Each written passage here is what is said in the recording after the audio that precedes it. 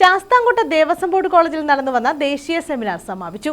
കാലാവസ്ഥാ വ്യതിയാനവുമായി ബന്ധപ്പെട്ടായിരുന്നു രാജ്യാന്തര സെമിനാർ നടത്തിയത്. ശാസ്താംകോട്ട ദേവസ്വം ബോർഡ് കോളേജിൽ കഴിഞ്ഞ 4 ദിവസമായി സംഘടിപ്പിച്ച രാജ്യാന്തര സെമിനാറാണ് സമാപിച്ചത്.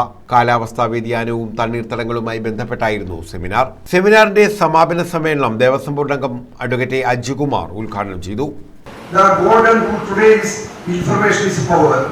And information is disseminated not in just a classroom.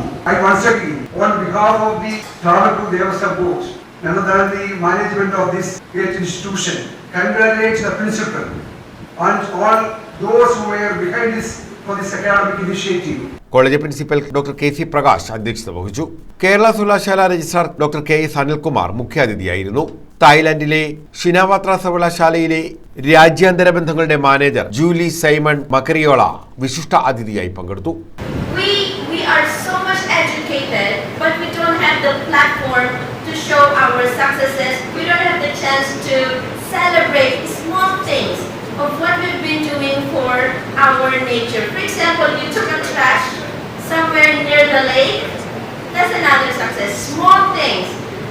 Remember, small things are the stars of greatness of our duties, of our responsibility. തായ്ലൻഡിലെ അക്കാഡമിഷ്യനായ കാൾ ഇവാൻ മെക്കറിയോളയും സെമിനാറിൽ പങ്കെടുത്തു.